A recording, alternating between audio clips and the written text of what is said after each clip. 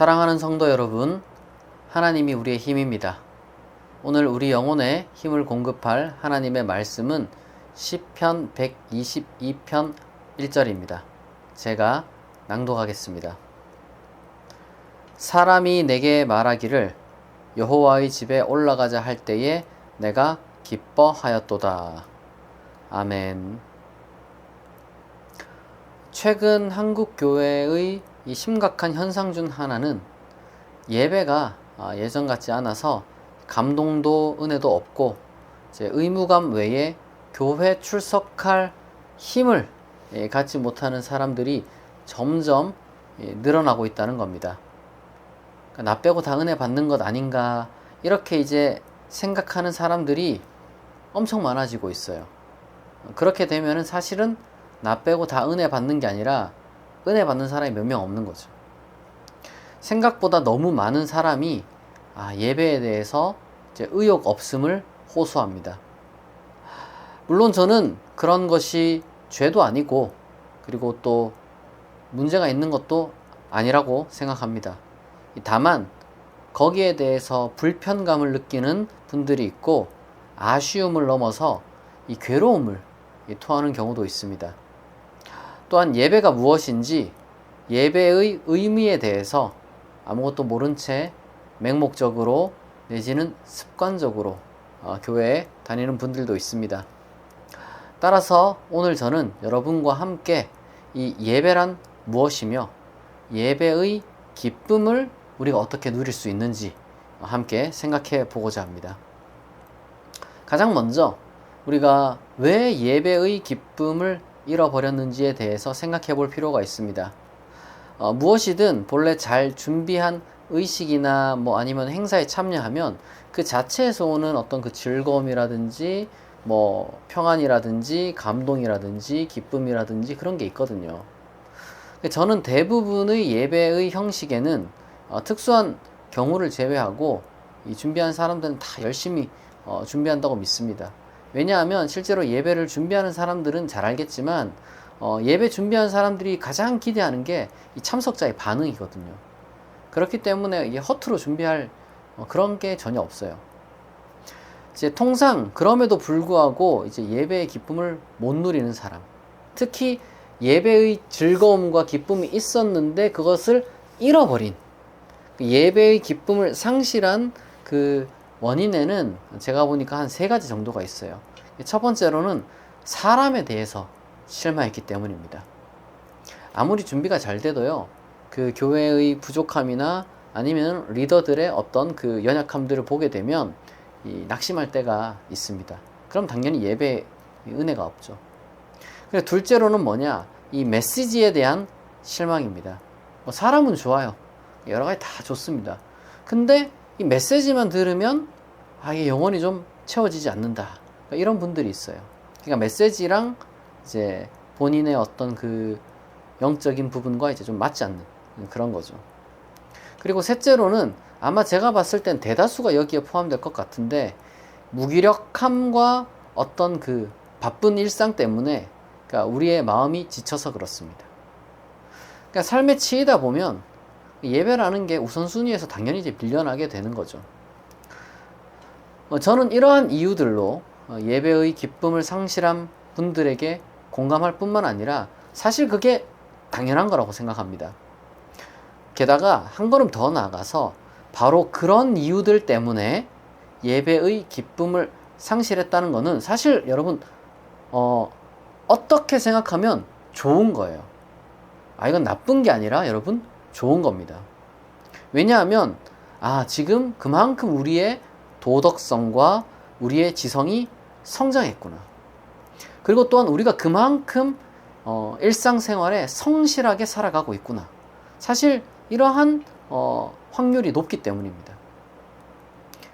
게다가 어쨌거나 사실은 성실하지 않아도 사실 현대를 살아가는 게 바쁘죠. 그러니까 일주일 내내 치열하게 살다가 통상 우리가 교회를 주일에 가잖아요.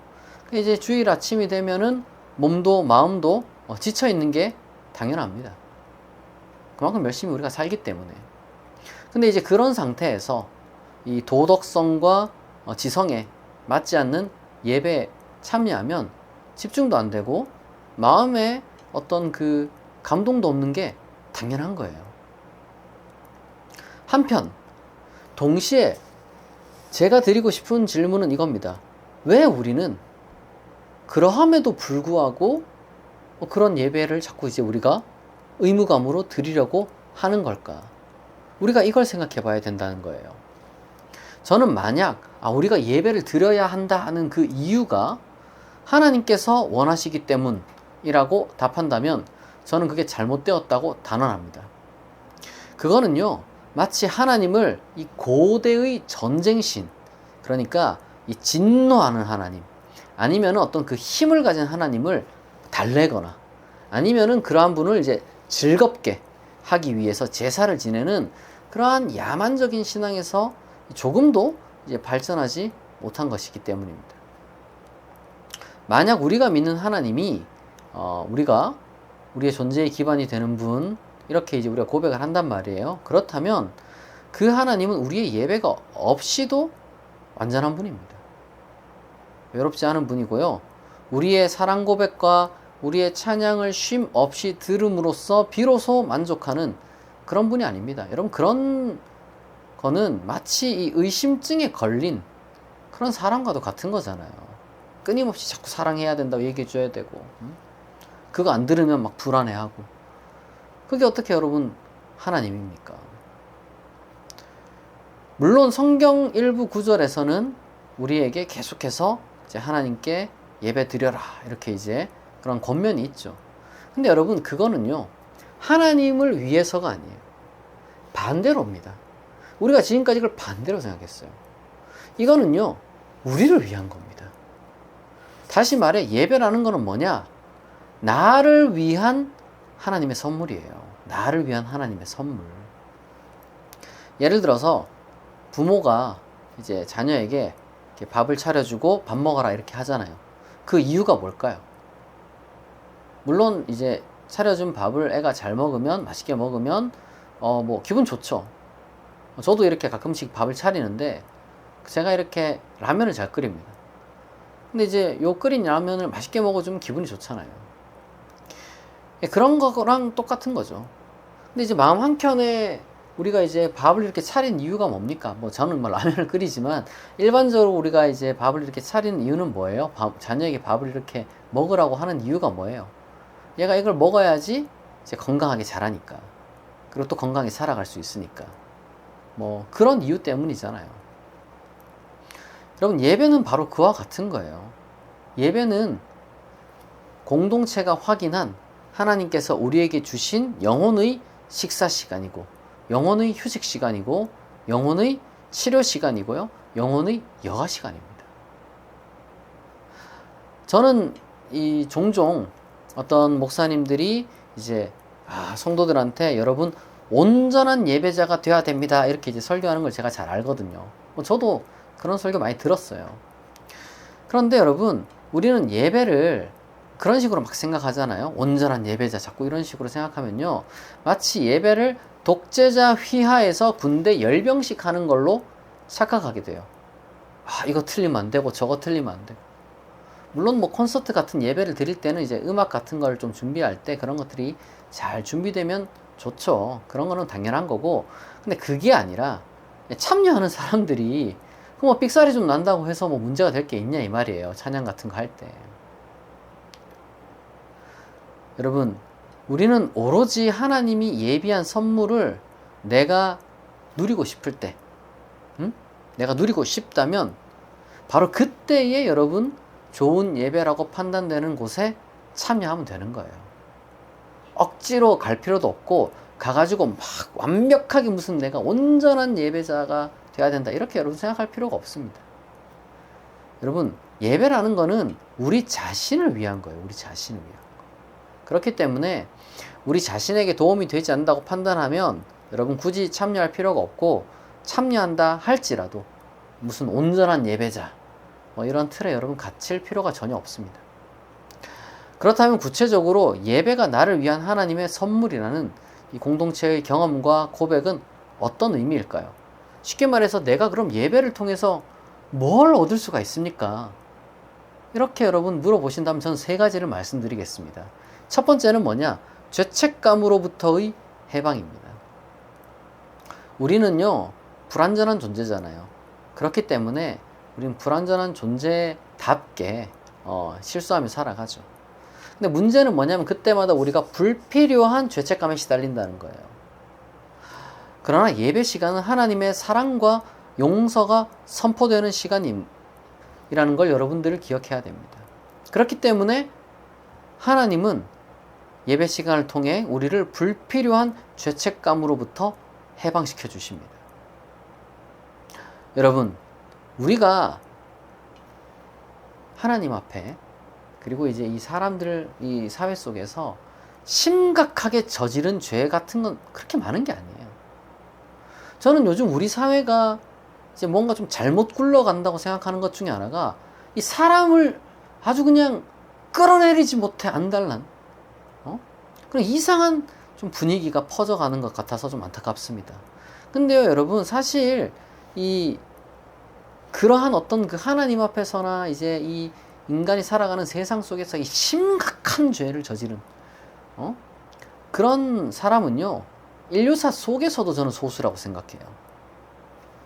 우리 모두가 죄인이다라는 그런 이제 고백과 이야기는 이제 하나님과 멀어졌다는 의미인 것이지, 하나님의 진노와 심판을 받아 마땅한 죄인은 사실은 여러분 뭐 독재자라든지 흉악범이라든지 그리고 아주 정말 사악한 어떤 그 범죄를 저질렀는데 뉘우치지 않는 그런 악인들 뿐이라는 거예요. 저는 그런 사람들이 그렇게 많지 않다고 생각합니다. 둘째로는 감사의 회복입니다. 감사의 회복.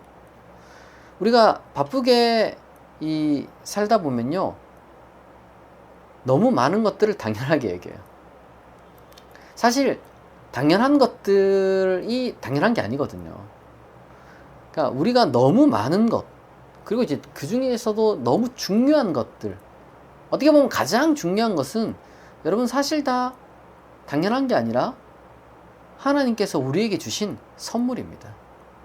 근데 그거를 우리가 이제 일상 속에서는 놓쳐요. 까먹고 지내요.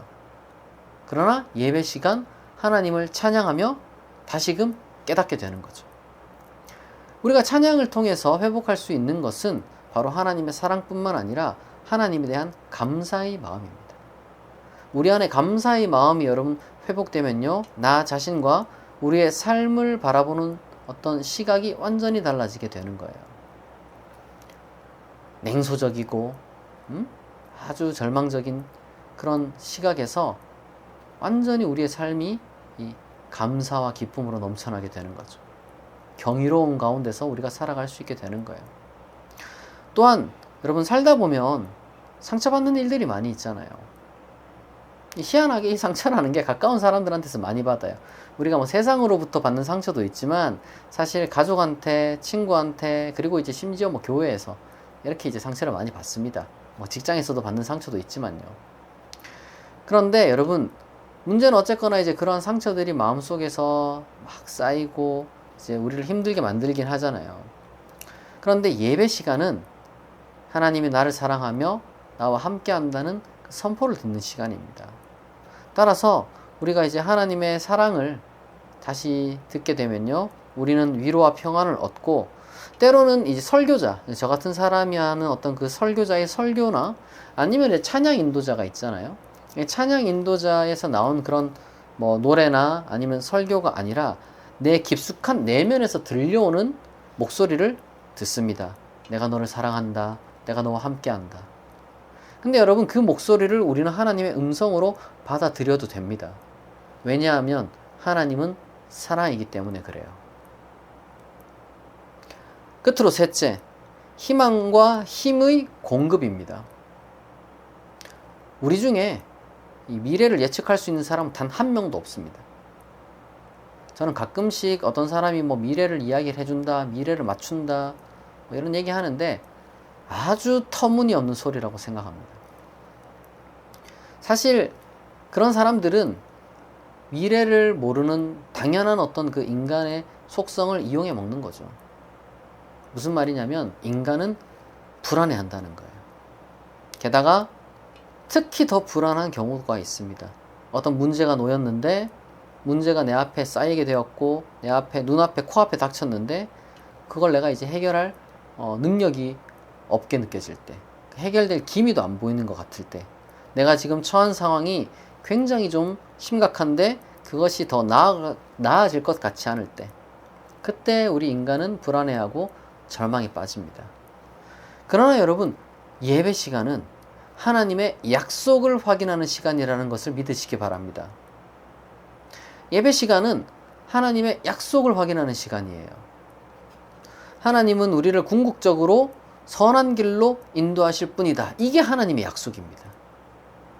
하나님의 약속은 여러분 아주 거시적이에요. 하나님은 나를 선한 길로 인도하실 것이다. 여러분, 그 약속을 붙들면 우리에게 다시 희망이 생겨나고 하루를, 일주일을, 한 달을, 1년을 살아갈 수 있는 힘을 얻게 됩니다. 여러분, 예배 한번 잘 드리면요, 진짜 1년 동안 아무 근심 걱정 없이 살아갈 수가 있어요. 희망과 새 힘은 또한 용기와 지혜의 원천이 되기도 하기 때문입니다. 불안과 절망감에 휩싸인다면 정상적 판단을 내릴 수도 없고 용기 있는 결단을 할 수도 없어요. 그러나 예배를 통해 하나님의 약속을 다시 붙들게 된다면 희망과 새 힘을 얻고 세상으로 나아갈 용기와 세상에서 올바른 판단을 내릴 수 있는 지혜도 발휘하게 되는 것입니다. 여러분, 그러니까 예배는 하나님의 선물인 거예요. 그러면 어떤 분이 이렇게 묻겠죠. 목사님, 저는 그럼 어떤 예배에서 이런 선물을 누릴 수 있을까요? 여러분, 우리는요, 다 개성 있는 사람들이란 걸 기억해야 돼요. 누군가는 이 예배에서 저 선물을 누리지만 누군가는 저 예배에서 그 선물들을 누립니다. 따라서 어떤 분은 장엄한 어떤 그 예배가 이제 마음에 들 수가 있고, 또 어떤 분은 현대적이고 역동적인 찬양이 있는 곳에서 또 이제 그런 마음이 열릴 수가 있는 것이죠. 어떤 분은 또 깊이 있는 설교를 통해서 그런 것들을 느낄 수가 있고요. 또 어떤 분들은 간증을 통해서, 또 어떤 분들은 완전히 그냥 조용하고 어떤 그 묵상적인 그런 분위기에서 하나님의 선물을 누릴 수가 있는 겁니다. 다 달라요. 그러니까 이것 다 여러분 소중한 겁니다. 물론 저는 이제 종종 어떤 분들은 이 예배 형식으로 막 경쟁하는 그리스도인들을 볼 때가 있어요. 이게 뭐 전통 예식이 옳다, 아니면 현대적인 찬양이 옳다, 아니면 뭐 이렇게 뭐 조용한 게 좋다, 아니면은 뭐 이제 설교가 중요하다. 저는 그걸 보면은 조금 안타깝습니다. 이것이냐 저것이냐, 이게 좋다 저게 좋다, 이 경쟁하는 거는요 굉장히 어리석은 거예요. 다 좋은 거예요. 다만 그 중에 나한테 맞는 예배가 있는 거죠. 나한테 안 맞으니까 딴 건 다 틀렸다. 그건 굉장히 여러분 오만한 소리입니다. 중요한 건 여러분들이 억지로 맞지 않는 예배에 참석할 필요가 없고, 내게 맞는 예배를 열린 마음으로 찾아 나서는 그런 노력이 필요하다는 거예요. 만약 지금 참여하고 있는 예배가 여러분 마음에 이제 전혀 와닿지 않는다면 억지로 계속 참여할 필요는 없습니다. 그거는 나 자신에게 문제가 있어서 그런 게 아니라 그냥 지금 나한테 맞지 않을 뿐이에요. 그리고 여러분, 사실 사람들은 계속 바뀌게 되어 있어요. 내가 이제 한 10년 동안은 이 예배가 좋았는데 이제는 이 예배가 안 좋다. 그러면은 뭐 예배에 문제가 생긴 거나 내가 문제가 생긴 게 아니라 그냥 다만 내가 새로운 예배를 찾아 나설 때가 되었다, 이렇게 생각하는 게 거진 다 들어맞더라고요. 신발이랑 마찬가지예요. 여러분, 신발 살 때도 내 발에 맞는 거 골라서 신어야지 편안하잖아요. 안 그러면 불편합니다. 아무리 비싼 신발이라도 내 발에 안 맞으면 말짱 도루묵이에요. 예배도 마찬가지예요. 예배도 지금 나한테 맞는 걸 찾는 게 그렇게 중요합니다. 그런 의미에서 저는 여러분이 참된 나를 찾아 나서는 것과 참된 예배를 찾는 것이 저는 동떨어져 있다고 생각하지 않아요. 오히려 밀접하게 관련이 되어 있죠. 여러분들이 어쨌거나 마음을 열고 노력한다면 이 모든 이 예배 시간에서 오는 제가 말씀드린 그 세 가지 하나님의 선물을 누릴 수가 있고, 그러면 여러분들 가운데 예배의 기쁨이 샘솟을 것입니다. 따라서 사랑하는 성도 여러분, 예배의 기쁨을 상실했다고 해서 자책할 필요가 없어요. 오히려 여러분이 지금 성숙하다, 혹은 여러분들이 지금 진실하게 살아가고 있다는 증거일 수도 있습니다. 중요한 건 예배는 뭔가 이제 무슨 진노한 하나님을 달래는 여러분 그런 의무가 아니라는 거예요. 그건 아주 옛날 사람들의 생각이고, 사랑의 하나님께서 우리에게 주시는 선물이 예배라는 걸 여러분 기억하시기 바랍니다.